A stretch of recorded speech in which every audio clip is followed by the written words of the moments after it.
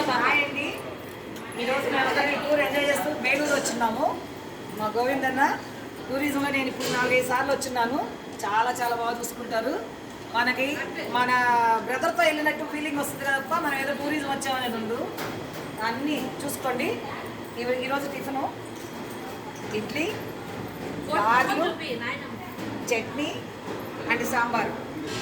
వీళ్ళు వంటలు చేస్తారు, సూపర్. ఇక మన ఇంట్లో తిన్న ఫీలింగే ఉంటుంది తప్ప ఏదో వంటలు చేశారు అడావుడు అన్నట్టు అస్సలు ఉండదు. మీరు ఎన్ని సంవత్సరాల నుంచి చేస్తున్నారు ఈ టూరిజం అనేది? 2019 నుంచి. రేట్లు అయితే చాలా రీజనబుల్గా ఉంటాయి.